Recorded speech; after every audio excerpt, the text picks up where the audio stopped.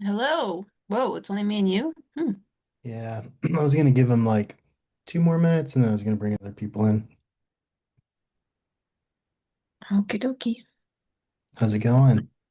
Good. How are you? Making it busy.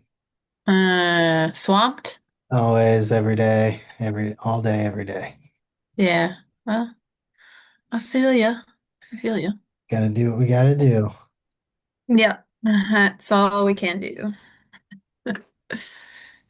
What's the topic for today?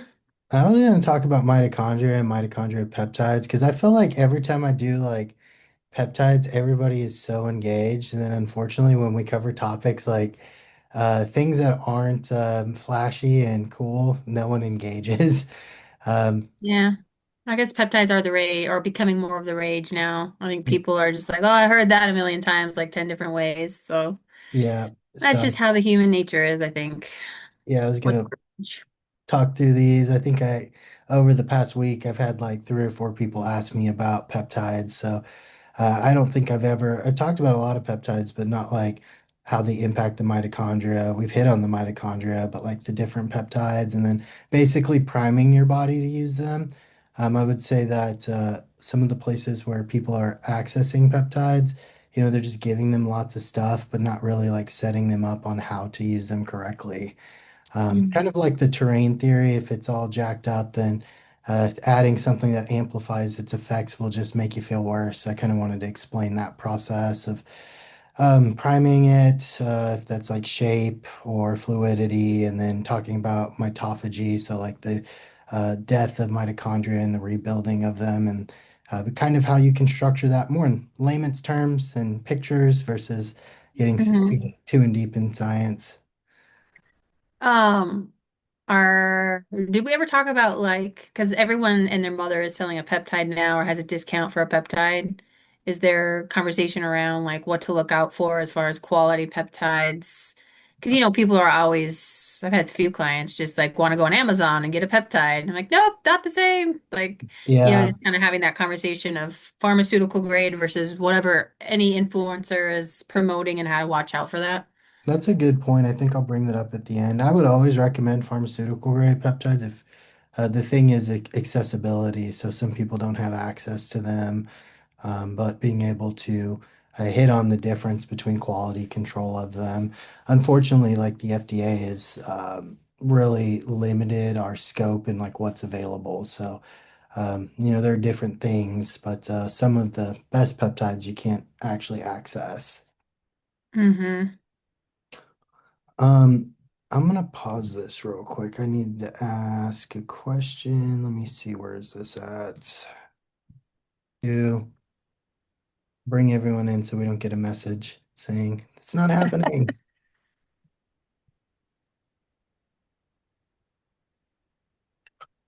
All right, I think that is everybody. Hello, everybody. Thank you for your patience. Um, hope everybody is doing well. Still getting adjusted to the bi-weekly Hormone Happy Hour, so I'm glad to see some faces here, some new faces. I am going to be covering some things on mitochondria and the mitochondria peptides. The reason why I wanted to do this, over the past week, I've had like 4 or 5 different clients or potential clients ask about this. And I wanted to give some specifics without it being a biology lesson. So I wanted to kind of talk about different peptides and I think some of the things I see around like mitochondria peptides or any peptide in general is kind of setting up your body up to utilize them correctly. I see a lot of, me and Charlotte were just talking about this, places on Instagram giving an affiliate code or if somebody's going to get them pharmaceutically. Um, Saying you should take this peptide or that peptide. And I do think it's a little bit more complex than that. I do think that having a body or an environment willing to accept and utilize something like this is going to be super important. Was for some of the new faces, you may have not sat in on any of our hormone happy hours. We've done several on peptides. But just kind of a brief overview, they are amino acid sequences that basically cause expression in your body. There's thousands of them that can influence different things in the body. Today, we're going to talk specifically on cell function, and I wanted to explain that process of what that is. I hear a lot of times, like if I'm working with the client, what is the mitochondria? Well, why do I care about it? And so let me pull this up and we'll work through some images. So, um, how priming plus peptides improve energy, mood, and recovery. So, for any of you thinking about doing hormone replacements or coming in and improving your nutritional status, your wake and sleep cycles, your exercise routines, all of these things will be influenced by the mitochondria. For the majority of the population, I would say, who are inactive, who have a nutrient deficient diet, have chronic inflammation, there's going to be impaired function to your mitochondria. So you want to think about them as just little cells that interact with each other. And depending on your health status, the interaction may be slowed, um, and and or faulty, because within these little cells there's several moving parts. So I used AI hoping it would give me some good images. I had some decent ones here. I spent some time trying to get the best one, but you can see some of the big things that I'm going to hit on today is going to be like the outer membrane. I'm going to tie that into some supplements, and then we'll get more specific. You'll see down on this image, if you can see my cursor, the production of energy and electrons and the electron transport chain. So we'll make it really layman, so I won't make it too boring, but just kind of explaining this process, especially if you're going to go through um, any of our hormone programs and potentially peptides or conversation. This is going to better equip you in your thoughts and potential purchases around peptides. So let's see if I can. All right, so core rationale. So mitochondria dysfunction is shared pathology. So really you want to think about that little cell. When inflammation is high, you have basically fat or lipids inside that mitochondria. And when your body is inflamed, a lot of times that inner portion of that mitochondria may also be inflamed or unstable. What that's going to do is create high ROS. So ROS is reactive oxygen species or just inflammation. A lot of times people will see inflammation on labs and they're like, well, where is it coming from? It can come from a lot of spots. But I will tell you a lot of times, even though it's hard to test, your cells are going to be inflamed as well. With that, ATP can be low. What is that? The ATP is just a production of energy. So we can see low output of energy. With that, we can see fatigue and we can see inflammation. Where does this kind of fall into our paradigm of clients? We're working with 30s, 40s, 50s, 60s, and on up. I've seen clients in their 70s here. Um, I think a lot about autoimmunity. I believe all of us coaches have worked with somebody with autoimmunity. I think about we also have cancer survivors here in our program. And we can get even into like the day-to-day stuff of like adrenal dysfunction, people with cortisol issues. All of these things will downregulate the mitochondria. And something I see on almost all questionnaires is low energy, fatigue, brain fog, poor recovery, motivation to exercise, or motivation in general. Your cells are going to have a lot to do with that. So, kind of giving a further reason and why and deeper things in blood work. So I wanted to talk through this like through different stages, and I really like this idea of priming. So things that we want to think about before we take things to make our mitochondria work faster and harder is if they're already damaged. It's like what's a good analogy? You have a cylinder blown in your car and you want to drive it as fast as you can down the highway. It's probably not a good idea. It's going to blow up. Your cells are in that same concept. So if we're like you're highly inflamed, you got a lot of imbalances in nutrient status and wake and sleep cycle. You taking something to create more energy in your cells is going to be a bad idea and you're not going to feel well. So I wanted to kind of explain potential priming process. And I believe all the coaches here, we're giving nutritional recommendations, exercise recommendations, sleep hygiene, supplementation, and we're going to pair supplements. It's not going to be just all talking about peptides. in how we can kind of prime our body. So what we want to think about is reducing inflammation. That could be exercise, that could be GI cleanup, that could be improved glucose and insulin and cholesterol. All of those things are going to reduce systemic inflammation. Then we'll talk about strengthening structure. So again, that little cell in your body, it has something called a phosphobilayer. So that's just a fancy term for it's fat soluble. Things can go in and out of it. So if it's all cracked and rigid, things aren't going to move as well in and out.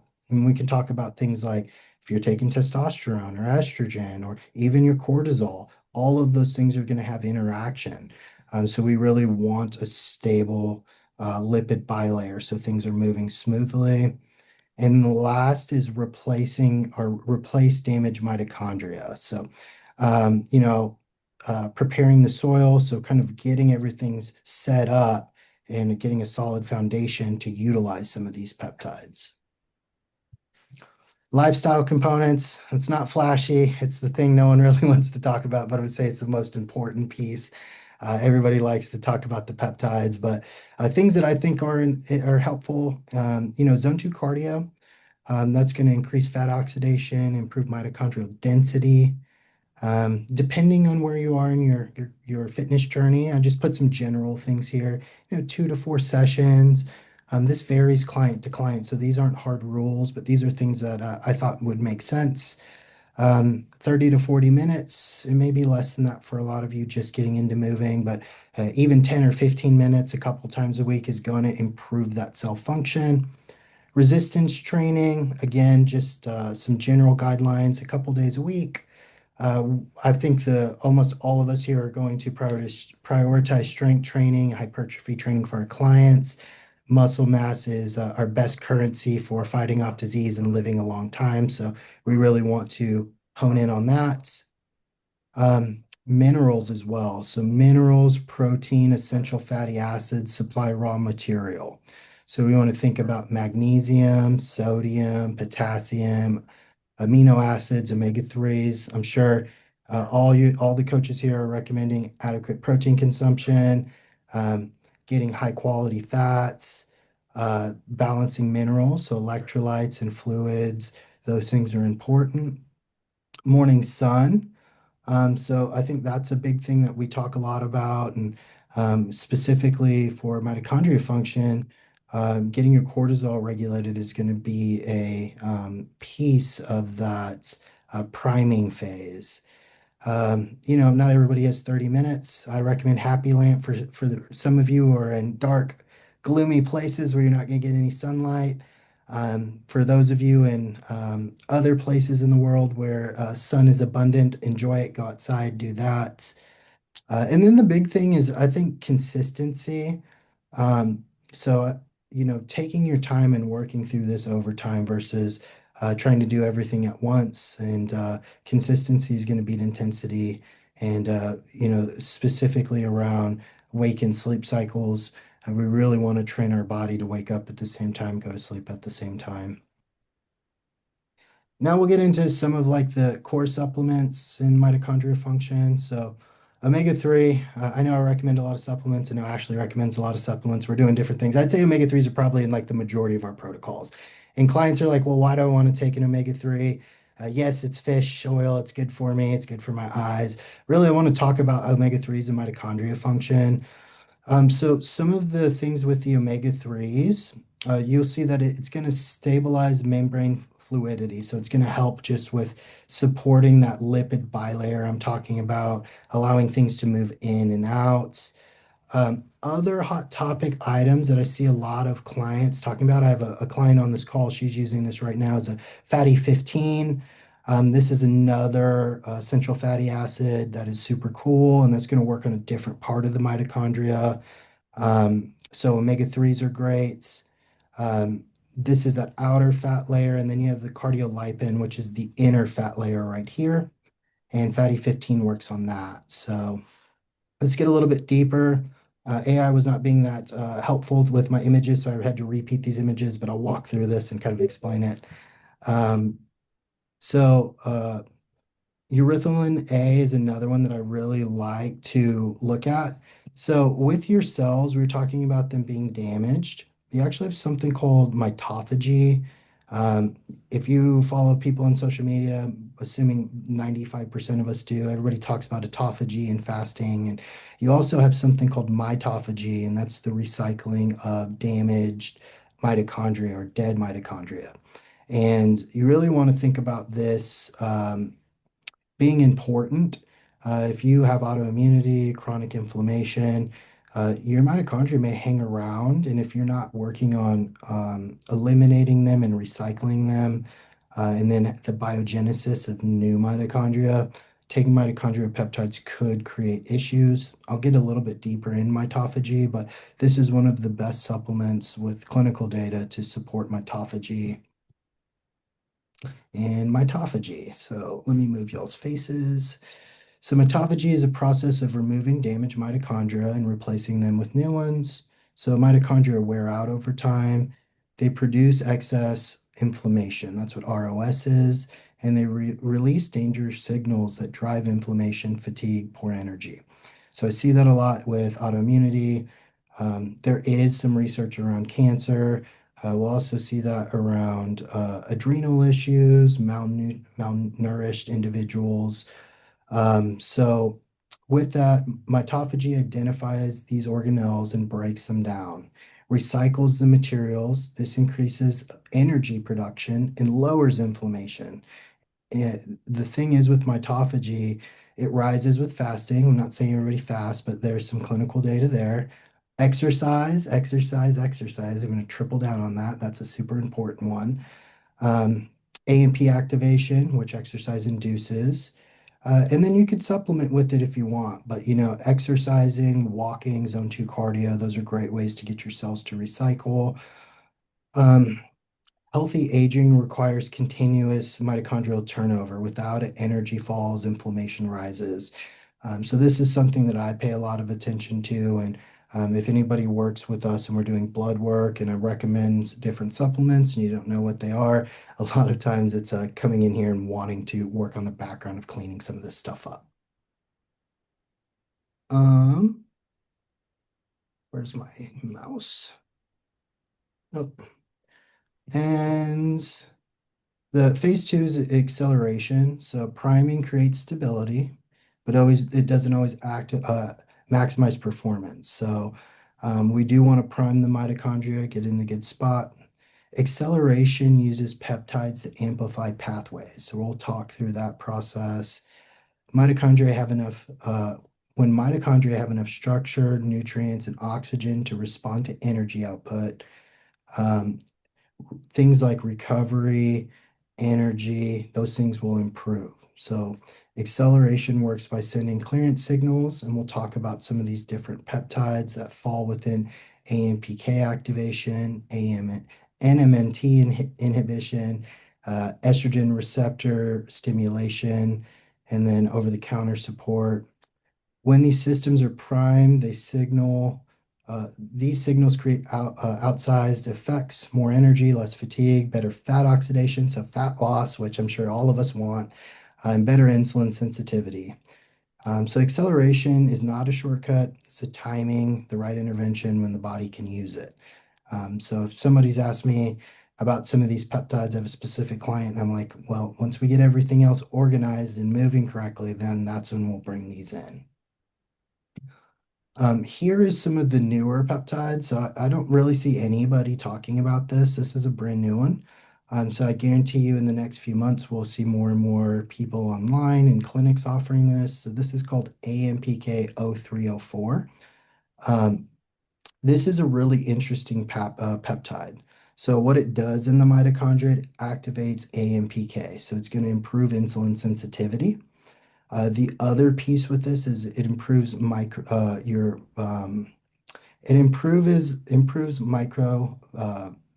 your microvascular system. So it's going to help with blood flow. That's another really interesting piece with it.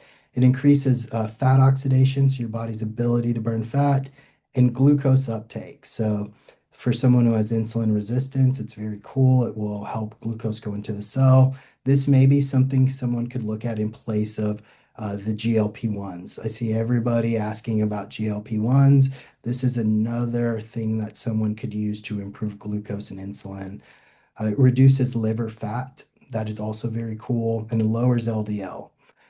One of the really interesting things with this, it lowers something called PCSK9, and that's what statins and PCSK9 inhibitors work off of. So you could take a peptide instead of, if you're already on a statin, you clear that with your doctor. But if you're not wanting to go on a statin and you're wanting to maybe use something else, this is something that has a lot of utility that will improve lipids. 5-amino 1-MQ, our partners at First Optimal, I see them recommending this to a lot of clients. I want to give some reasons why it works.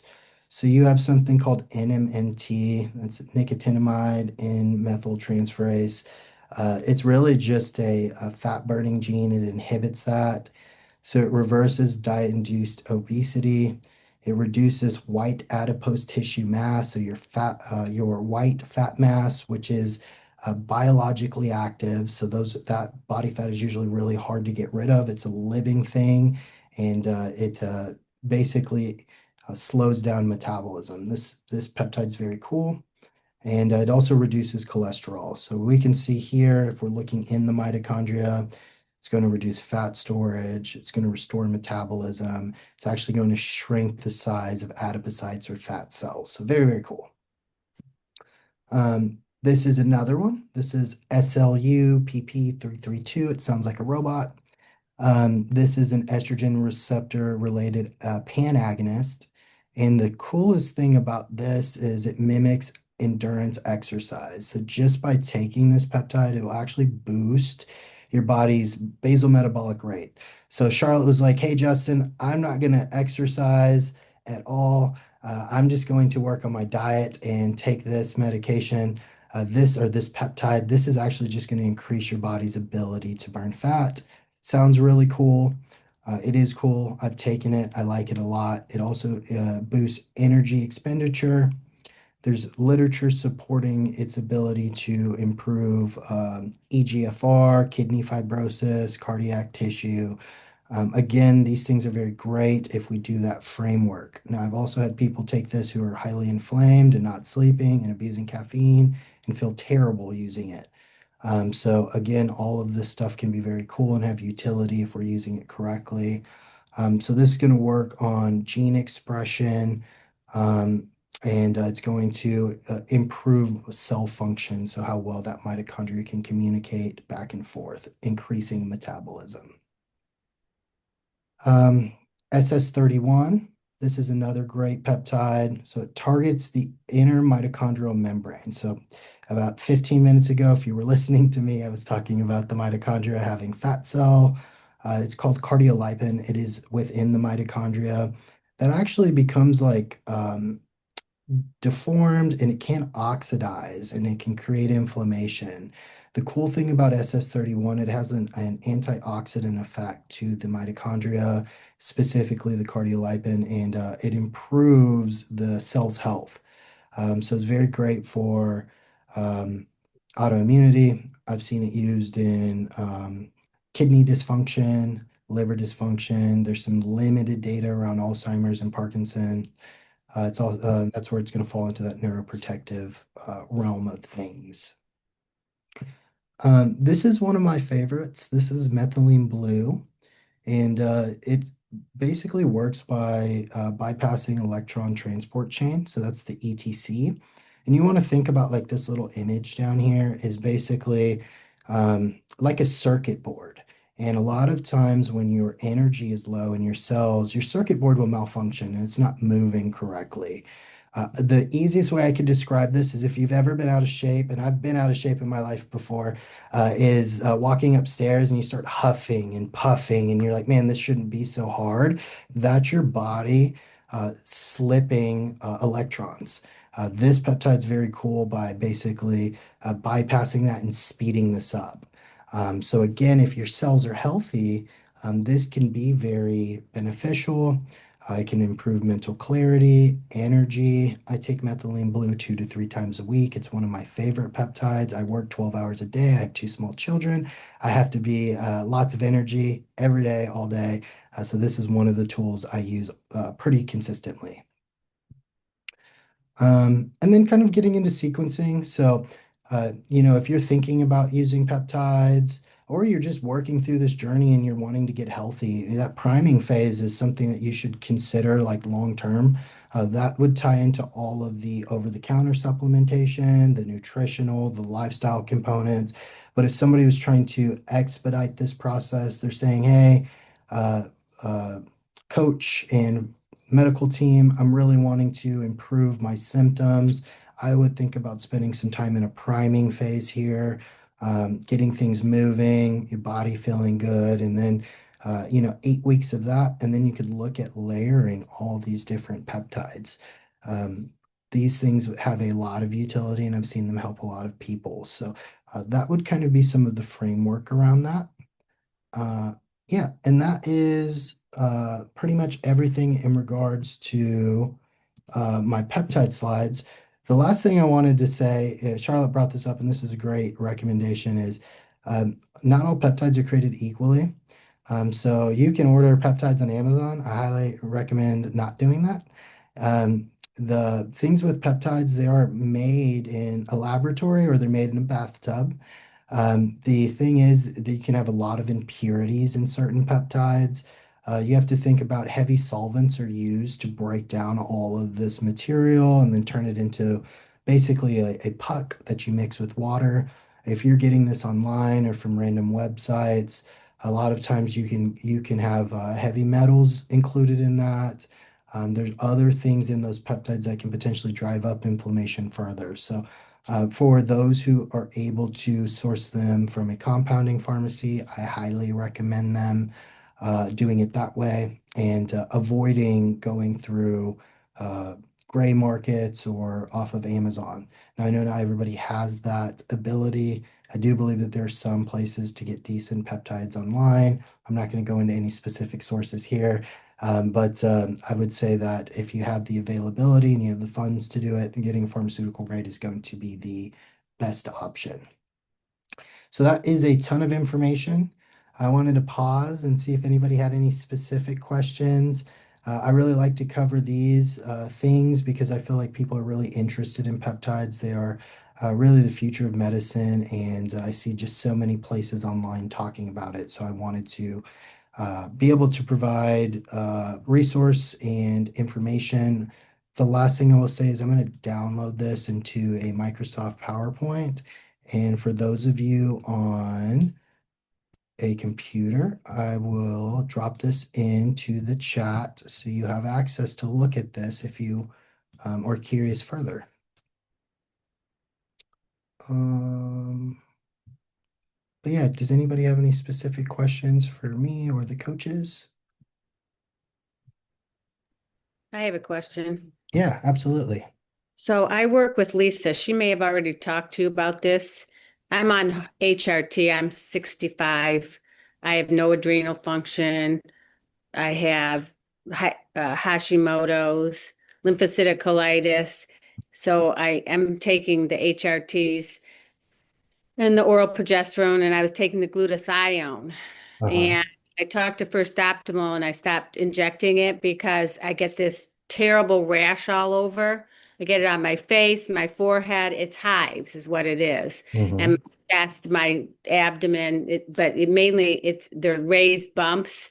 So she said that the Stacy from First Optimal said to stop taking it. So I stopped taking it, and now the rash has gone away. That's So I uh, don't know if that's what's caused it, but I've injected one cycle post um, taking the glutathione, and the rash it's basically gone now. And it was also like a flush, it was a flush along with the hive. yes. She thought I might have an allergy to the stabilizer in it.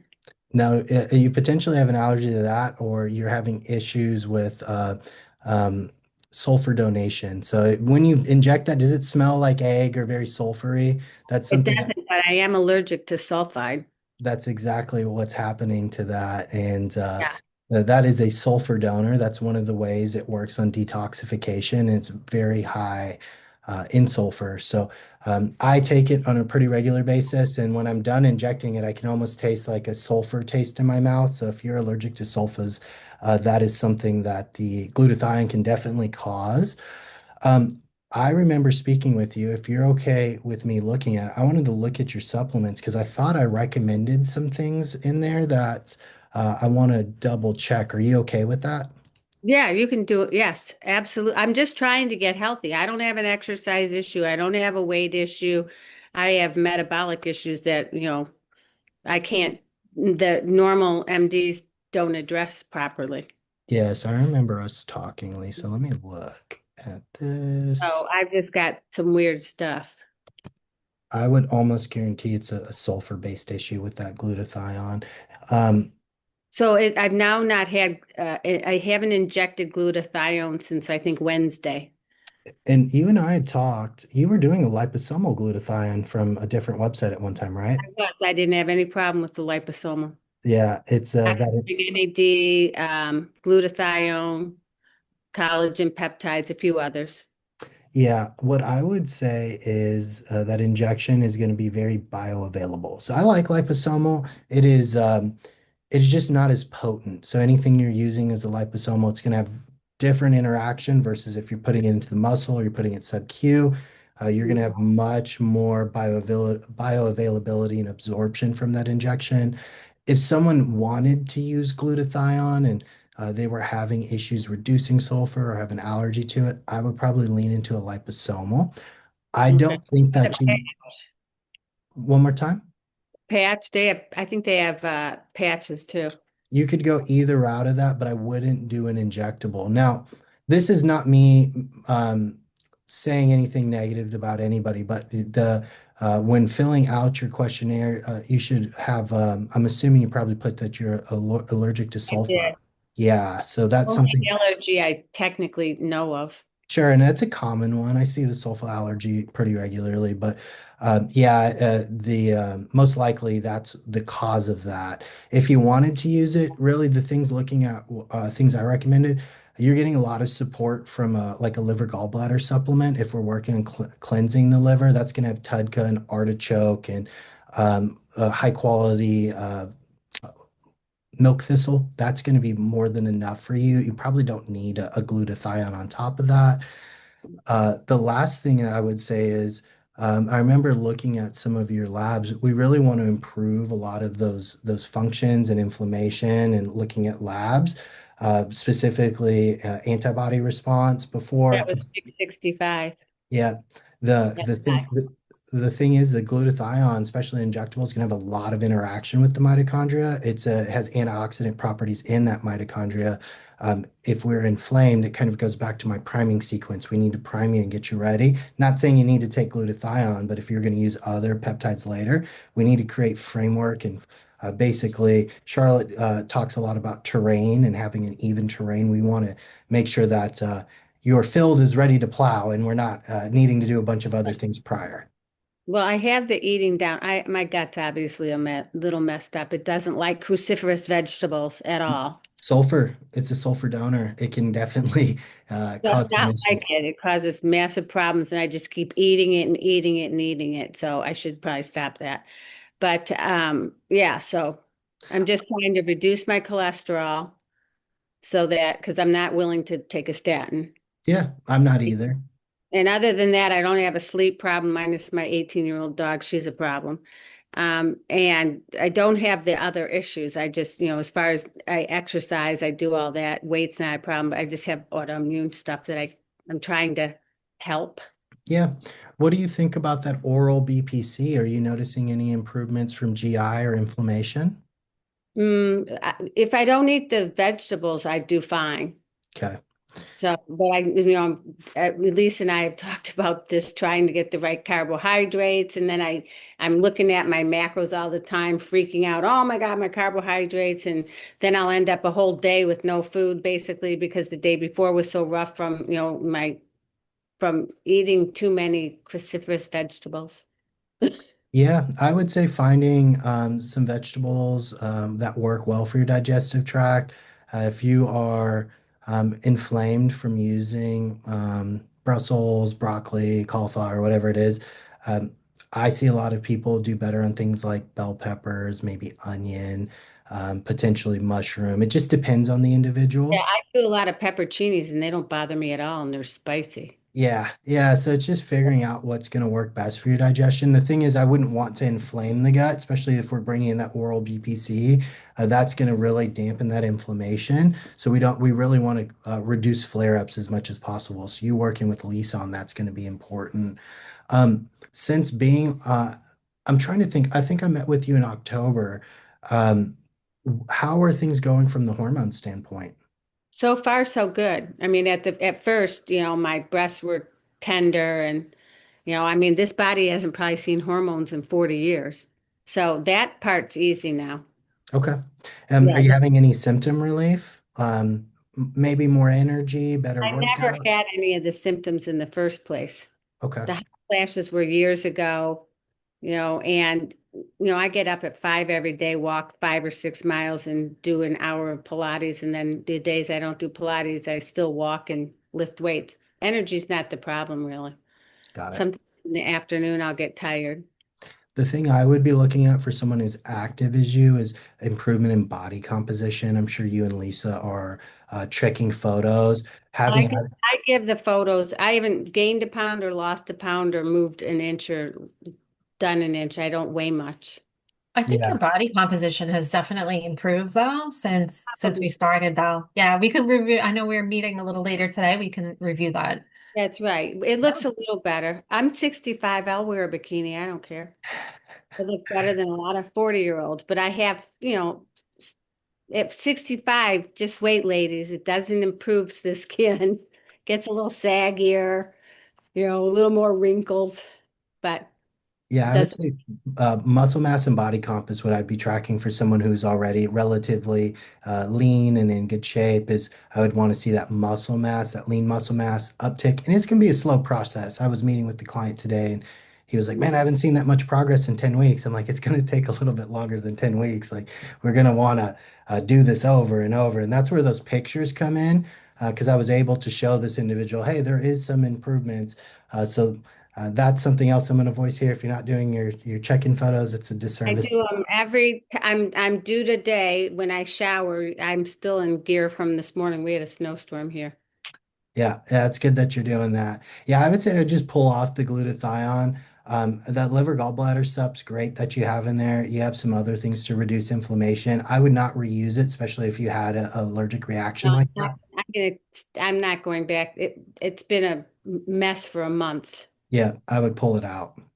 Yeah, so just big welts all over. It's been tough. I can cover them up, but Yeah, I wouldn't want that either, though. no, they're itchy and they're all over my waist, and yeah. Yeah. So What I would say is you're probably, I don't know how many more months, but you'll redo some testing and we'll relook at it and just compare. January. January. Yeah, I knew we were coming up. As bad as my stuff is, my gut function wasn't that bad. So it's my cholesterol, my Hashimoto's. Adrenals. I don't have any. Yeah, I remember us talking about that. I have them, they just don't work. So I don't really know how that all plays in. Yeah, I think us, But I'm here for the long haul and I feel better. So that's yeah, good. yeah, I would say just keep ticking away, and Lisa's going to be a valuable resource with you working through the antibodies and the Hashimoto's. So I think it's a good team for sure. Yeah, and I quit alcohol over it. It will be a year on December 24th. So that's helping. Yes, absolutely. Alcohol doesn't really help you at all, unless the end goal is to have a buzz. Outside of that, it's not healthy for you.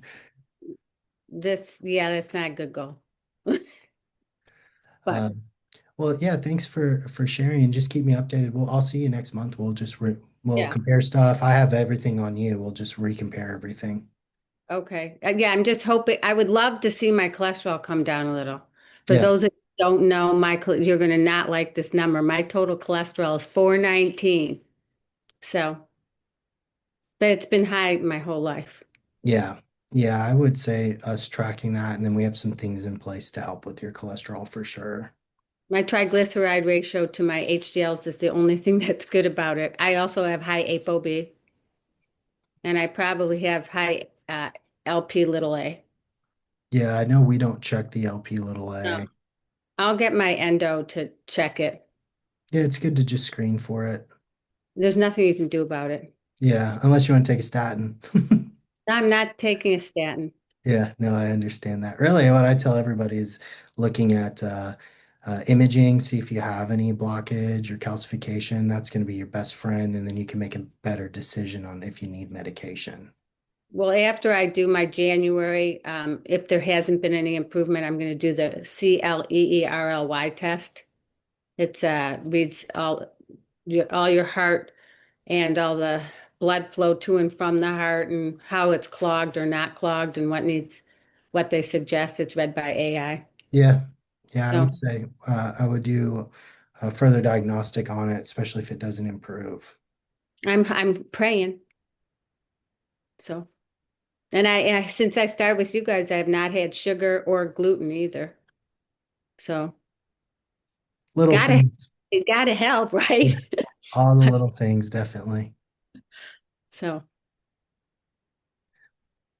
thanks, Okay. Justin. Yeah, absolutely. Thank you, Lisa. Do we Okay. have any other questions from anybody else? I'm happy us or me or any of the coaches. We got everybody here. If anybody has anything for us.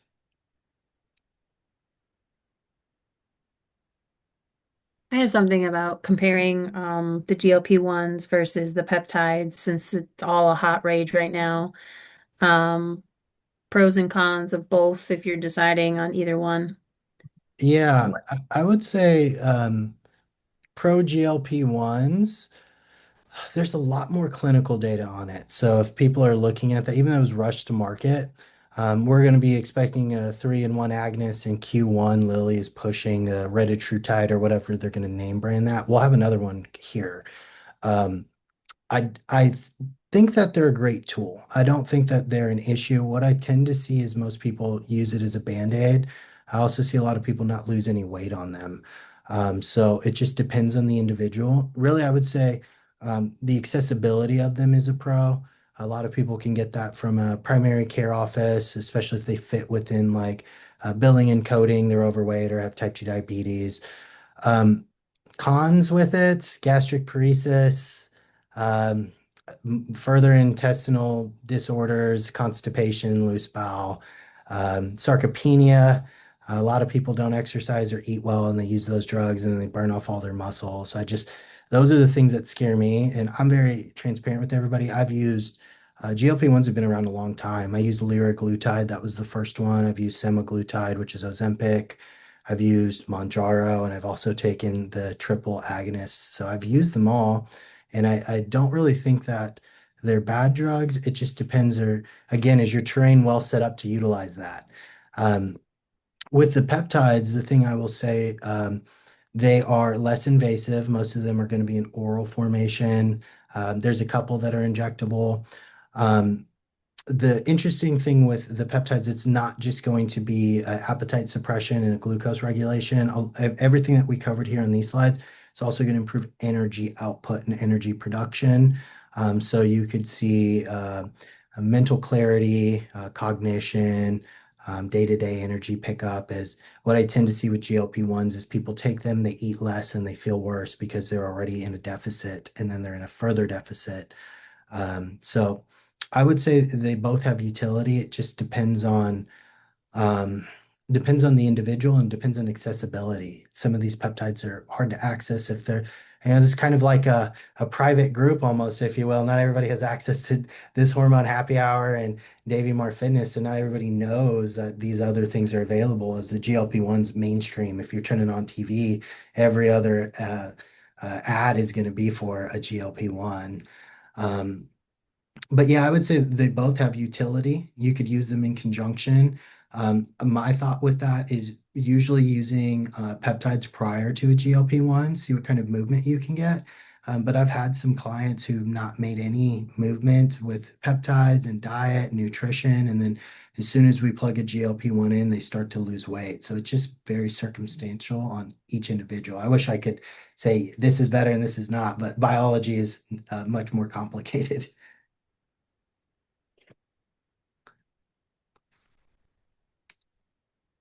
Do we have any other questions?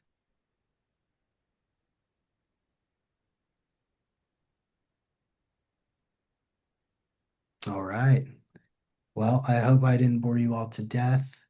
I loved presenting things. We'll have this over in PT distinction, and then I'll send over the slides as well. I appreciate those of you who've joined.